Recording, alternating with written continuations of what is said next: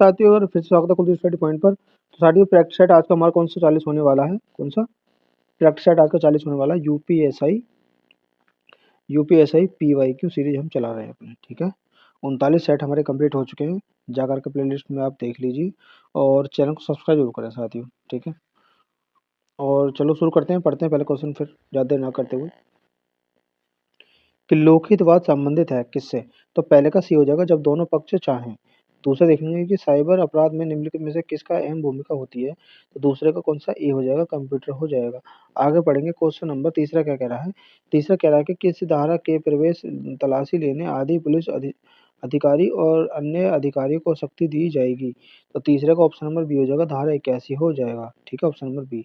चौथा पढ़ेंगे क्या कह रहा है कि प्रणाली की हैकिंग को कंप्यूटर में दंडनीय बनाया गया है। तो चौथे का हमारा ऑप्शन नंबर ए हो जाएगा, धारा 66 हो जाएगा।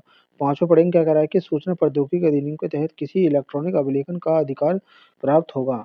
तो पाँचवें का क्या हो जाएगा? पाँचवें का हमारा ऑप्शन नंबर ए हो जाएगा, मध्यवर्ती हो जाएगा। छठे पढ़ेंगे क्या कह रहा है कि यदि सलाहकार बोर्ड ने रिपोर्ट किया गया है कि उसकी आय में राष्ट्रीय सुरक्षा अधिनियम के तहत किसी व्यक्ति को निरुद्ध करने का कोई भी पर्याप्त कारण नहीं है तो उपयुक्त सरकार है, ठीक है। तो 6 का क्या हो जाएगा? 6 का ऑप्शन नंबर हमारा डी हो जाएगा। कौन हो जाएगा? 15 दिनों की अवधि के भीतर सलाहकार बोर्ड के आदेशों को अपीली दायर कर सकती है, ठीक है। 7वां पढ़ेंगे क्या कह रहा है कि सर्वोच्चतम कर निर्धारण के विरुद्ध उपचार का उल्लेख किस धारा के अंतर्गत किया गया है? तो 7वें का हमारा बी हो जाएगा, धारा 246 का ए हो जाएगा। 8वां पढ़ेंगे क्या कह रहा है कि राष्ट्रीय सुरक्षा मुख्य सूचना आयुक्त या राज्य सूचना आयुक्त को उसके पद से हटाने की जानकारी दी जाती है। तो 8वें का हमारा ऑप्शन नंबर क्या हो जाएगा? सी हो जाएगा, धारा 19 हो जाएगा।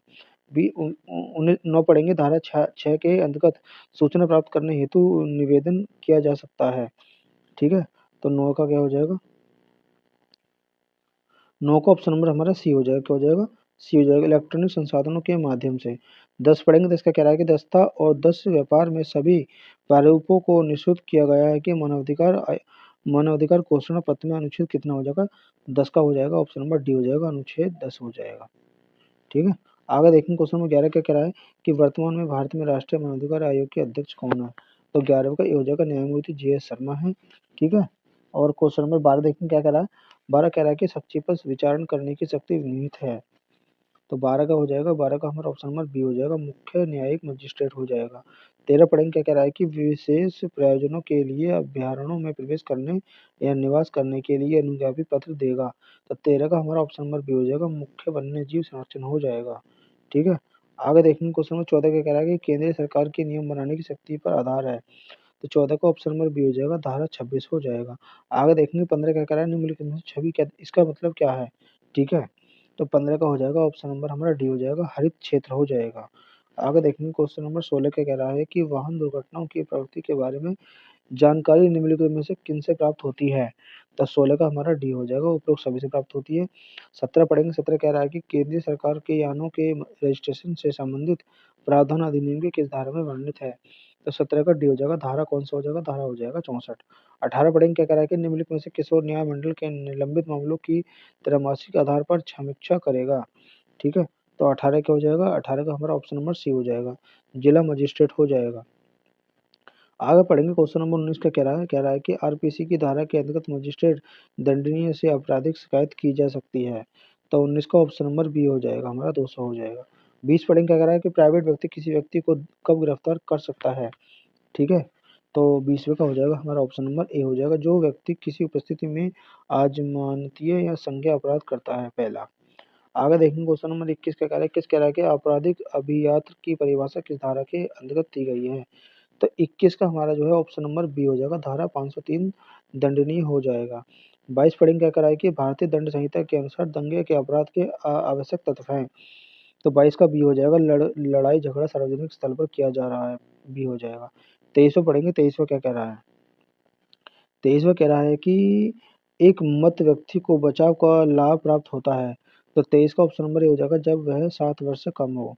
24 पढ़ेंगे, निम्नलिखित में से कौन अपराधों को रोकने के उपाय में शामिल है? तो 24 का क्या हो जाएगा? सी हो जाएगा, गश्त द्वारा अपराधों की रोकथाम, ठीक है। आगे देखेंगे क्वेश्चन नंबर 25 क्या कह रहा है कि घरेलू हिंसा को महिला संरक्षण अधिनियम 2005 के अंतर्गत घरेलू हिंसा की सूचना सुरक्षा अधिकारी को दिए जाने का प्रावधान। तो 25 का क्या हो जाएगा? डी हो जाएगा, धारा 7 हो जाएगा। आगे पढ़ेंगे क्वेश्चन नंबर 26, अनैतिक व्यापार अधिनियम 1956 की किस धारा के अधीन किसे शक्ति प्रदान की गई है कि वह अधिनियम के प्रायोजनों के लिए नियम बना सकेगा? तो 26 का क्या हो जाएगा? 26 का सी हो जाएगा, राज्य मानवाधिकार आयोग हो जाएगा। ठीक है? आगे पढ़ेंगे, क्वेश्चन नंबर 27 का कह रहा है। 27 कह रहा है कि प्रदेश प्रतिषेध दहेज प्रतिषेध अधिनियम 1961 की किस धारा के अंतर्गत दहेज मांगने के लिए सख्ती का उपबंध है? तो 27 का हमारा ऑप्शन नंबर ए हो जाएगा, धारा 3 में हो जाएगा। 28 पढ़ेंगे कि किशोर न्याय बालकों की देखरेख और संरक्षण अधिनियम 2015 का विस्तार है। तो 28 में कौन सा ऑप्शन नंबर डी हो जाएगा हमारा? उपरोक्त सभी गलत। आगे देखेंगे 29 कि लैंगिक अपराधों से मामलों के संरक्षण अधिनियम 2012 की किस धारा के अंतर्गत किसी अपराध को कारित करने में प्रयास के लिए दंड आधारित है? तो 29 का हमारा ऑप्शन नंबर क्या हो जाएगा? ए हो जाएगा, धारा 18 हो जाएगा। आगे पढ़ेंगे 30 का कह रहा है कि SC/ST एक्ट 1889 में कुल कितनी धाराएं हैं? तो 30 का क्या हो जाएगा? बी हो जाएगा हमारा। ठीक है, 24 हो जाएगा। 31 पढ़ेंगे मोटरयान अधिनियम 1988 की धारा 2 के ए में तहत ई कार्ट का रिक्शा शब्द का अर्थ विद्युत शक्ति वाला विशेष प्रयोजन बैटरी युक्त संचालित यान है। तो 31 का ऑप्शन नंबर हमारा सी हो जाएगा। अधिकतम धारा 6000 वाट हो जाएगा। आगे देखेंगे क्वेश्चन 32 का कह रहा है कि विधिरुद्ध जमाव के व्यक्तियों की सूचना संख्या होनी चाहिए। तो 32 का ए हो जाएगा, धारा 4 हो जाएगा। 33 पढ़ेंगे कि विशेष न्यायाधीश के समक्ष अभियोजनों का संचालन करने वाला व्यक्ति समझ जाएगा। तो 33 का क्या हो जाएगा? बी हो जाएगा, अभियोजन हो जाएगा, ऑप्शन नंबर बी हो जाएगा। आगे 34 पढ़ेंगे कि उत्तर प्रदेश जमींदारी उन्मूलन भूमि सुधार अधिनियम कब हुआ था? ठीक है, तो 34 का हमारा क्या हो जाएगा? ए हो जाएगा, 1950 में हुआ था। 35 पढ़ेंगे कि पर्यावरण संरक्षण व सुधार भारतीय संविधान के किस अनुच्छेद में है? ठीक है, तो 35 का हो जाएगा, ऑप्शन नंबर हमारा डी हो जाएगा, 21 का ए हो जाएगा। आगे देखेंगे 36 का कह रहा है कि भारतीय साक्ष्य अधिनियम 2023 का अधिनियम संख्या कितनी है? तो 36 का सी हो जाएगा, 47 हो जाएगा। आगे देखेंगे क्वेश्चन नंबर 37 का कह रहा है कि भारतीय न्याय संहिता 2023 की धारा 100 संबंधित है। तो 37 का क्या हो जाएगा? 37 का ऑप्शन नंबर हमारा बी हो जाएगा, हत्या का प्रयास हो जाएगा। आगे पढ़ेंगे क्वेश्चन नंबर 38 का कह रहा है। 38 कह रहा है कि भारतीय न्याय संहिता 2023 की किस धारा में संगठित अपराध को परिभाषित किया गया है? तो 38 का डी हो जाएगा, धारा 113 हो जाएगा।